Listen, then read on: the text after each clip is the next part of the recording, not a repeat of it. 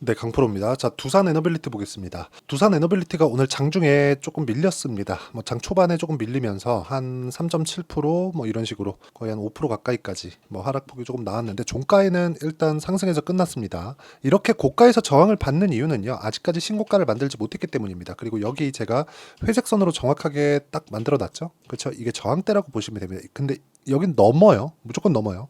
왜 그러냐면 자, 일단 우리가 신고가 이전 그리고 여기 강프로 원이라고 되어 있는 여기 회색선 이하에서는 거래하지 않는다. 이게 가장 중요합니다. 이 밑에서 거래하면 이 돌파하는 구간에 시간이 소요됩니다. 예를 들어서 무슨 얘기냐면 두산이에요. 두산. 두산을 봤을 때 어떻게 돼 있죠? 그쵸? 돌파하고 나서 추가적으로 시세를 내죠. 근데 여기 돌파하기까지에 뭐가 만들었죠? 시간이 걸리죠. 그쵸? 돌파하고 나서 시세를 한번 냈고 그리고 쭉 떨어져서 횡보 구간을 쭉 거치고 나서 돌파하는 데까지 시간이 또 걸려요. 그쵸? 여기까지 붙는 것도 거의 한 3개월, 4개월 정도 걸리고 돌파하는 것도 한 2달 걸리죠. 그리고 나서 돌파하고 나니까 이렇게 상승세를 만든다. 즉 신고가 구간은 기간별로 다르다. 근데 주식시장은 돌파했을 때 추가적인 시세가 나온다는 점 이게 중요합니다. 그러면 두산 에너빌리티 측에서 보면 자 아직까지 돌파하지 못했기 때문에 여기보다 한 10% 정도 추가적으로 상승이 나오면 2만 원대까지 주가가 올라가고요. 그건 앞으로 원전에 대한 기대감이 반영된 결과입니다. 주식시장은 실적보다 가격이 더 빠릅니다. 이게 무슨 얘기냐면 자 주봉으로 봤을 때 원전은 지금 가동률이 계속해서 올라오고 있어요. 실제로 올라오고 있는데 그 올라오는 과정에서 본다면 우리가 2,000원부터 여기 쭉 올라가서 3만 원까지 올랐었던 게 2020년, 21년입니다. 근데 여기서는요 원전의 가동률이 가파르게 상승하기 전입니다. 18년도부터 상승을 했는데 18년도부터 어느 정도 완만하게 회복하고 지금부터 이제 또 가파르게 성장할 수 있는 걸 저희가 눈으로 볼 수 있어요. 근데 21년, 22년 지나오면서 원전에 대한 이야기가 사실상 정부단에서 많이 나왔죠. 그런 상황이 이제 먼저 올라간 거예요. 가격이. 자, 정부단에서 이야기한 게 이만큼. 그리고 정부에서 이쪽을 앞으로 밀어줄 수밖에 없다는 게 지금 미국 측에서도 나오고 있는 게 뭐예요? 전기 부족 사태. 그리고 뭐가 있어요? 전기차 시대. 그리고 또 뭐가 있어요? 탄소 배출을 낮춰야 되는 점. 이겁니다. 그리고 지금 전기 부족 사태가 실제로 벌어지고 있는 게 어디서 나와요? 북한도 아니고 미국에서 나오고 있죠. 원전은 어쩔 수 없이 가야 될 수밖에 없는 방향입니다. 그렇기 때문에 이런 부분을 반영해서 뭐가 나와요? 신고가 구간이 만들어지고 있는 겁니다. 두산 에너빌리티는 아직까지 신고가를 달성하지는 못했습니다. 그런데 자, 아까 전에도 제가 말씀드렸지만 두산 그리고 뭐 우리기술, 그렇죠? 보성 파워텍 이런 종목군들이 계속 강세 구간에 있습니다. 이런 상황에서 우리가 타점을 잡을 수 있어야 되고 이런 상황에서 타점을 잡을 수 있었을 때 우리가 꾸준하게 수익을 낼 수 있는 그 환경이 갖춰진다는 점 이게 중요합니다. 그리고 이걸 보셔야 되는 게 자, 주식시장은 미래 가치를 반영해요. 이게 이제 막 실적으로 전환되고 실적에 대한 기대치가 쫙 잡히고 이러기 시작하잖아요. 그러면 어떻게 되느냐? 어려워집니다. 왜? 실적치를 달성을 못했을 때는 주가가 먼저 올랐기 때문에 떨어질 수도 있거든요. 주가가 떨어지고 나면 실적 그 못 나온 실적 대비해서 주가가 싸지는 구간이 있겠죠. 그 구간부터 우리는 다시 매수하는 게 아니라 여기를 확인하고 올라가는 구간에서 매수를 하는 겁니다. 무슨 얘기냐면 두산에너빌리티가 19,000원 정도까지 올라갔다 또 떨어졌고요. 그리고 또 올라오면서 다시 이 구간에 있습니다. 근데 이 구간에서 선행적으로 두산 신고가, 우리기술 신고가, 보성파워텍 신고가 자, 두산 에너빌리티를 보시는 분들이면 우리 기술과 보성 파워텍을 모르지 않을 겁니다. 근데 여기서 우리가 봐야 되는 게 또 하나 나오죠. 테마가 형성되어 가고 있다. 그렇죠? 몰아서 신고가가 가고 있다. 그러면 두산 에너빌리티의 변동성이 앞으로 어느 정도로 커질지 그리고 원전에 대한 수요가 늘어나면서 이쪽에 대한 이익 규모가 어느 정도로 커질지는 사실상 뭐 나와 있다고 보시면 될 것 같아요. 2009년, 2010년 이때 오면서 보성 파워텍의 주가는 거의 한 20배 정도 올랐습니다. 두산 에너빌리티도 10배 이상의 주가를 2020년과 2021년도까지 1년 반 정도 기간 동안 올랐습니다. 이게 무슨 의미를 갖느냐? 원전에 대한 재료 자체가 너무 폭발적이라는 거죠. 너무 좀 이 파괴적인 그 재료를 가지고 있기 때문에 원전이 가지고 있는 이 재료에 대해서 이해를 하고 그리고 그것보다 먼저 반영하는 가격에 대한 부분을 이해를 한다면 두산에너빌리티는 지금 매수해야 되는 게 맞고요. 하지만 우리가 효율을 높이기 위해서 타점을 잡아야 되는 게 중요하다는 겁니다. 그렇죠? 자, 원전은 장점이 하나 있어요. 친환경이다. 그리고 탄소 배출이 없다는 점, 그리고 효율을 높일 수 있다는 점. 단점이 하나 있죠. 위험하다. 근데 이 위험한 부분, 후처리에 대한 부분인데 이것도 SMR로 더 잡을 수 있다. 그러면 이 내용에 대해서 이해를 했을 때 우리는 타점을 잡는다. 왜? 가격이 먼저 반영하니까. 그 타점에 대한 부분은 제가 여기 두산 에너빌리티의 가격과 단기 보유 전략. 단기는 2주입니다. 2주. 2주 동안 내가 어떻게 가격대를 설정해야 수익 전환 시킬 수 있을까? 단타가 아니에요. 2주 동안 수익 전환 시킬 수 있는 그 내용에 대해서 제가 이야기를 다 드려놨고, 전 두산을 보유하고 있다가 두산은 매도를 했고요. 그리고 두산 에너빌리티는 제가 다음 주부터 매수 구간을 잡아갈 예정입니다. 그리고 우리 기술도 보유하고 있습니다. 원전에 대해서 굉장히 좋게 보고 있다는 거죠. 그 이유에 대해서는 가격이 올라가고 있기 때문이다. 그렇죠? 가장 냉정하게 보고 있는 겁니다. 그렇게 냉정하게 보는 게 단기 보유 전략이라고 제가 이야기를 드리는 거고, 이 내용을 토대로 진행하고 있는 실시간 타점, 그렇죠? 두산 에너빌리티, 우리 기술, 그렇죠? 이쪽에 원자력 관련주들의 실시간 타점을 제가 문자로 공유를 해드리도록 할 테니까 상단에 있는 전화번호로 두산, 자, 두산이라고 문자 보내주시거나 뭐 두산 에너빌리티라고 문자 보내주시면 제가 단기 보유 전략과 함께 실시간 타점을 문자로 공유를 해드리겠습니다. 자, 그러면 제가 신고가에 대해서 이렇게 강조를 드렸으니까 우리가 종목군을 볼 때 신고가 종목군들을 해야 되는 이유에 대해서 제가 이야기를 드리겠습니다. 자, 보시면 오늘 시장이 굉장히 안 좋았습니다. 삼성전자 막 3%씩 떨어지고 뭐 그런 상황이 벌어졌는데 세보에미시 어때요? 신고가 구간에서 4% 상승해서 끝났죠. 시장이 안 좋은데도 불구하고. 근데 어떤 종목이에요? 신고가 종목이다. 그리고 뭐 두산, 그쵸? 앞서 제가 두산 관련해서 이야기를 드렸죠. 두산 어때요? 2%씩 손절하는 구간이 있지만, 그쵸? 신고가 구간을 지속적으로 공략한 결과 어때요? 14.7%의 수익 구간에서 끝났다는 점, 이게 중요합니다. 그리고 이 내용에 대한 부분을 제가 여기 소통방에서 다 공유하고 있고요. 아까 전에 보셨죠? 세보에미시 언제 나갔나요? 시장가 매수 8시 58분 장 시작 전에 제가 공유가 됩니다. 이렇게. 자, 그리고 우리가 이해해야 되는 부분이 올라가는 상황에서 호재가 터지는 거지 호재가 터지고 올라가는 게 아닙니다.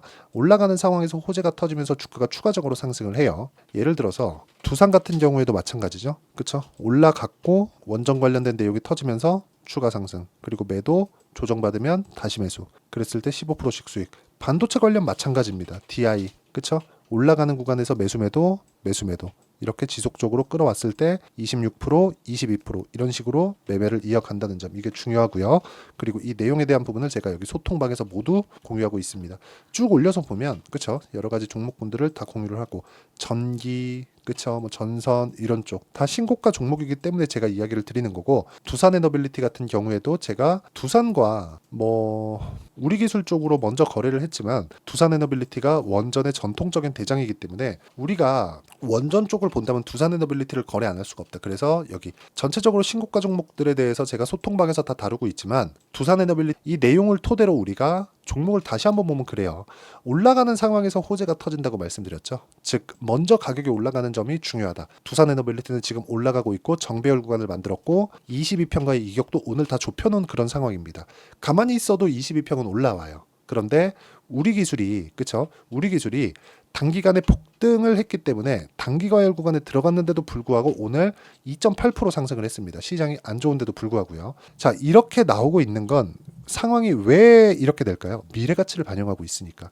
앞으로 좋아질 만한 내용이 있으니까 그 내용에 대해서 이야기를 드리는 겁니다. 그리고 그 내용에 대한 부분을 제가 여기 소통방이나, 그쵸? 아까 전에 그 단기 보유 전략으로 다 공유하고 있으니까 상단에 있는 번호 확인해서 문자 보내주시면 되고요. 그리고 이런 내용을 이해를 했을 때 우리가 어떤 식으로 매매를 이어가야 되는지, 그리고 이렇게 매매를 했을 때 꾸준하게 수익을 볼 수 있는 방법은 뭔지, 그쵸? 그 내용에 대해서, 그리고 성과는 어느 정도 낼 수 있는지 그 내용에 대해서 제가 다 이해를 시켜드리도록 할 테니까 영상 끝까지 시청하시고요. 모든 분들이 성공 투자하셨으면 참 좋겠습니다. 자, 24년도가 돼도 여전히 시장은 녹록지 못합니다. 이런 상황이 벌어지는 건 어쩔 수 없습니다. 이런 상황에서도 수익이 나는 종목들의 구조는 변하지 않습니다. 즉 대시세 종목에 대한 구조는 변하지 않는다는 거고, 실제 제가 소통방에서 지속적으로 이야기를 드리고 있는 내용도 대시세 종목이나 시장 주도주를 공략하는 건 철저하게 가격 분석을 하라고 이야기를 드리고, 가격 분석 이후에는 이슈에 대한 파악, 그리고 이슈를 파악하고 나서는 다시 내가 얼마에 매수할지 그 타점에 대한 부분을 지속적으로 언급을 하고 있습니다. 자, 근데 생각해 보세요. 시장이 굉장히 어려웠습니다. 어려운 상황에서의 어떤 종목들이 강했냐 보면 반도체와 그리고 바이오입니다. 자, 실제 여기 보면요.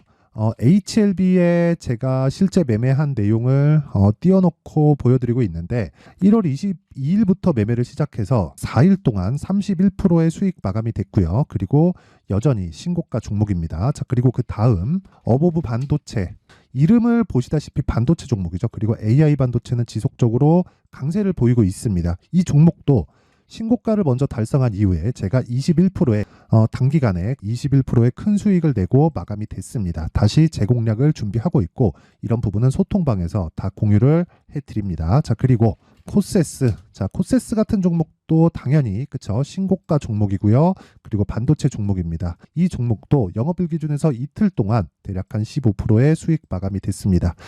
내용을 한번 보시면 어떻습니까? HLB를 포함해서 뭐 30%, 20%, 뭐 15% 이런 식의 수익이 지속적으로 발생하고 있는데 이 세 종목 모두 다 신고가 종목이고 1월 달에 시장이 약세를 보이고 있는 구간에서도 강했었던 그런 종목입니다. 특징점이 하나 있는데 그 이슈에 앞서서 가격이 먼저 반영했다는 거죠. 그렇게 제가 가격을 먼저 보고 이슈에 대해서 파악하는 이유는 결과적으로는 큰 시세를 먹기 위한 사전 준비 작업입니다. 실제로 큰 시세를 먹기 위해서 사전 준비 작업을 했을 때 여기 레인보우 로보틱스 127% 그리고 ISC 98% 그리고 한미반도체 97%의 큰 수익을 내는 상황을 만들 수 있습니다. 어떤 식으로 소통방에서 진행됐는지 그쵸? 그 상황을 제가 이야기를 드린 건데 이런 상황도요 당연히 신고가를 공략했을 때 가능한 겁니다. 자, 그러면 이번에도 마찬가지입니다. 그쵸? 정부 주도의 코리아 디스카운트 해소 방안이 2월 달에 발표를 하고요. 그리고 2월 달에 발표된 내용을 토대로 주가가 움직이는 게 아니라 이미 움직인 내용이 있죠. 실제 이 내용은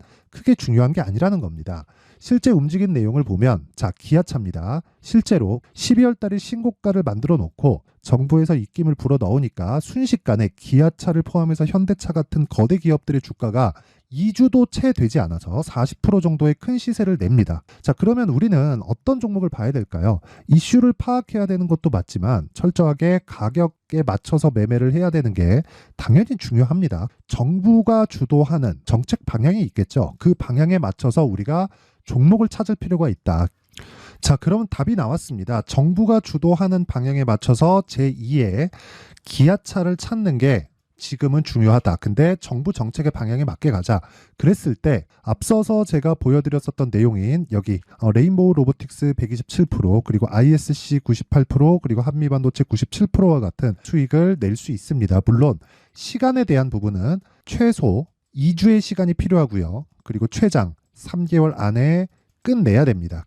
자, 기아차의 시세를 보셨던 것과 같이 2월 달에 정부 정책의 방향이 결정되고요. 바로 3월 달이면 시행입니다. 자, 그러면 우리는 거기에 맞춰서 당연히 종목을 찾아야 되고 제가 제2의 기아차를 찾아놨습니다. 제가 아까 전에 소통방에서 이야기를 드렸었던 내용 다 공개를 해드렸는데 그 내용처럼 종목만 받고 싶다 하시는 분들은요. 상단에 있는 제 전화번호로 대시세, 자, 대시세라고 문자를 보내주시면 정부 정책의 방향에 맞는 종목을 모든 분들에게 무료로 공개를 해드리도록 하겠습니다. 자, 제가 원하는 건 채널 성장이 목적입니다. 자, 그래서 구독과 좋아요 꼭 좀 부탁드리고요. 모든 분들이 정부 정책에 맞는 방향으로 매매를 이어가서 큰 수익 보셨으면 좋겠습니다.